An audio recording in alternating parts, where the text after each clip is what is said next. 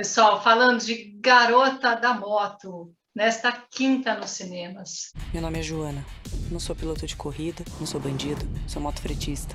Olha só, estou aqui com o Luiz Pinheiro, Maria Casadeval e o Duda Nagli. Luiz, Garota da Moto nasceu como série no SBT em 2016, depois ganhou uma segunda temporada em 2018 e cá estamos com ela na tela grande, né? Conta pra gente um pouquinho que processo que foi isso, que trajetória da série foi essa? Eu acho bem interessante, na minha vida, o caminho da Garota da Moto. Eu, em 2010, lá na Mixer, fiz um promo que é como se fosse um trailer para vender a série da Garota da Moto. Esse promo se aproxima muito da linguagem que a gente usou como base para o filme. E 5 anos depois, ou 6 anos depois, esse promo vendeu a série. Depois de 5 anos de gaveta, vendeu a série no momento que eu não estava disponível para fazer. E a série foi feita, os 50 episódios da série, e quando o longa vem, ele volta para mim, um desejo do João Daniel da Mixer, é claro, bancado pela Paris Filmes também, e eu fiquei muito feliz, porque eu olhava a série e falava, esse projeto era tão do meu coração lá atrás, eu fiz ele com tanta esperança e tal, e ele sumiu da minha vida, de repente ele volta com a liberdade e a chance de ressignificar a história, e de poder trazer elementos cinematográficos e elementos do cinema de suspense e do cinema de ação para esse filme. Eu acho muito legal a nossa experiência, que eu emulo sem muito pudor, assim, o Hitchcock, eu emulo Brian De Palma, George Miller, Frank Miller dos quadrinhos, influencia muito. Só que a gente faz ele numa perspectiva da Joana, numa perspectiva feminina, sabe? Eu acho muito interessante esse uso da ferramenta de linguagem cinematográfica de alta cultura, mas um redirecionamento político que a gente dá para esse uso de linguagem, que é um direcionamento e uma perspectiva mais feminina para isso, para a personagem. A gente acaba invertendo a misoginia do Hitchcock de uma certa maneira, sabe?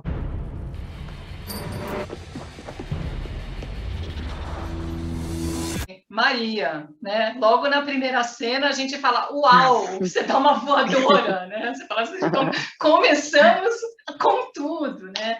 É inevitável a gente fazer a pergunta do seu preparo, mas além do preparo físico, Maria, a sua personagem, a Joana, ela tem uma revolta interna muito grande. Ela é uma mulher muito invocada com a situação toda. Ela não é uma justiceira por vontade própria, não era o que ela queria para a vida dela.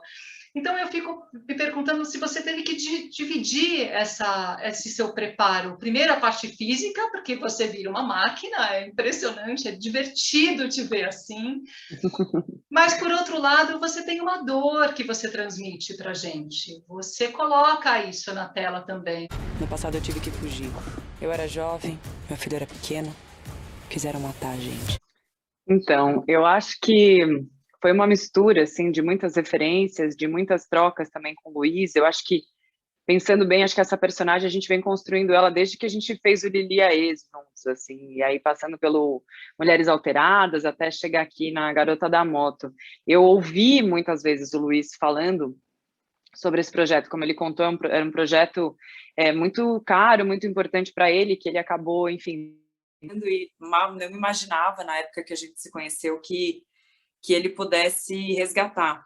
Mas eu lembro de ouvir muito o Luiz falando, e já no Lili ele trazia uma série de referências, já estava num exercício dessa linguagem dele mais pop, mais HQ, e quando a gente se reencontrou para esse projeto, ele trouxe todas essas referências que ele falou, Hitchcockianas, enfim, do Frank Miller, das HQs, do Mad Max, que foi também uma fonte importante de se beber, tem aquela cena da perna, que ela sai arrastando a perna. Eu trouxe também um pouquinho, eu acho que mergulhei também no universo do Tarantino, no Kill Bill, aquela personagem da Uma Thurman, que ela é uma mulher comum, que não teve muitas escolhas em estar ali fazendo o que ela faz. Eu acho que isso é um pouco da Joana. Eu também passei pelos quadrinhos pela Tank Girl, eu acho que é uma referência muito legal, meio tipo, tem uma figurinha que eu mandei hoje para o Luiz, ela raspando a cabeça, então eu acho que é super ousado, assim, fui pegando uma série de referências e aí trazendo também, dialogando com as minhas experiências pessoais. Eu acho que essa revolta intrínseca que você traz, Suzana, de todas as mulheres e de todos os corpos que passam por uma série de opressões, né? Então, existe uma revolta que ela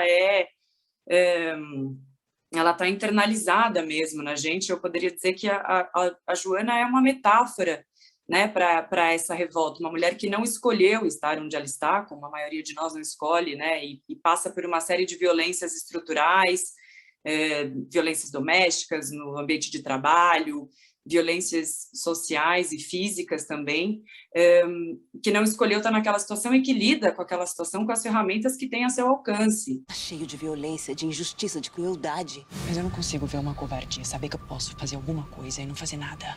E é claro que os momentos de luta, ainda bem que eles ficaram super críveis, tem uma equipe super profissional por trás, o Renan Medeiros, o próprio Duda, que estuda e tem conhecimento sobre esse processo dramático aí das artes marciais, a dublê, a Carol. Mas eu acho que o que constrói também, o que deixa crível o momento da luta, é a Joana que a gente vê fora da luta. Que mulher é essa, né? Quais são com que ela está se indignando? Quais são as injustiças que ela lida no caminho, que ela não consegue encontrar outro caminho a não ser lutar contra elas com a própria força física? E tem aquela fala tão importante com a personagem da Naruna, que veio brilhantemente somar nesse roteiro, que é nessa produção, né? Que é assim, mas o que eu posso fazer? Eu deveria ter silenciado? Eu acho muito lindo isso. Então, eu deveria ter visto aquela mulher apanhar, sofrer uma violência física, eu sei que eu posso fazer alguma coisa, e eu deveria ter fingido que eu não vi.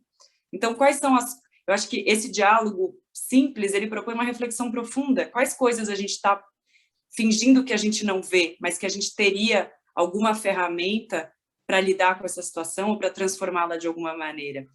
Tá querendo meu emprego, menina?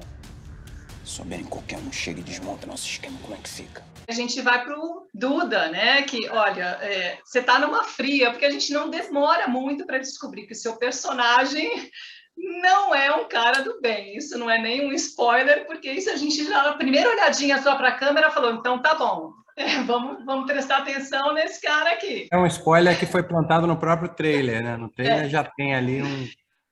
Agora, a tua posição, ela é desafiadora, porque você não só um vilão, mas você tem uma luta de braço com uma mulher, né? Você vai lá bater para valer. Como é que foi essa coreografia, né? E que sentimento que provoca um momento assim na hora de filmar?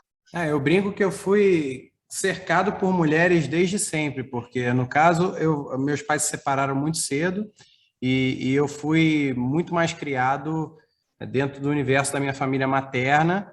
Meu pai sempre foi muito presente e tal, mas no caso da minha família materna eu era filho único, sobrinho único de mais 2 tias mulheres e era neto único. Meu avô faleceu super cedo e então eu era filho único, sobrinho único, neto único. Agora eu tenho uma filha também, então é uma coisa que continua. Foi muito interessante e me levou também a examinar o que leva o ser humano a ser tão mal, né? A ser tão, não só a parte da violência contra a Joana, a mulher na história, mas também contra o Nico, que é uma criança, né? Um adolescente, um pré-adolescente talvez ali. Você acha que eu gosto de brigar? Acho que eu gosto de bater nas pessoas? Claro. Filho, eu me defendo, eu te defendo. Ou eu defendo alguém que não pode se defender. A gente, como profissional dessa arte de contar histórias, agora eu tenho estudado muito a arte da contação de histórias para contar histórias para minha filhinha. E é muito interessante essa história de como você, né, no nosso caso, a gente se colocar no lugar do personagem, como na primeira pessoa, né, que é bem interessante, que é fascinante, por isso que a gente, Maria e eu, escolhemos essa profissão. Eu adorei trabalhar com a Maria, já conhecia o Luiz, a gente tinha feito junto a 2ª temporada de Rio Heroes, também o Renan, que era o stunt coordinator, stunt designer, é o cara que, junto com o Luiz, desenvolveu as coreografias junto com a gente, e a Carol também, que foi fundamental. Então foi muito interessante brincar de contar essa história. Nossa proposta, com a Maria, e principalmente com a Maria, mas com o Duda e com todos envolvidos nesse filme, é uma proposta vertical e uma proposta radical de fazer um filme de ação de marca, de gênero, sabe? De ação em todos os seus aspectos. Obrigada, Suzana. Sucesso, viu? Tudo de bom para vocês. Obrigado, Beijo. Suzana. Beijão. Tchau. Vocês também. Tchau, tchau.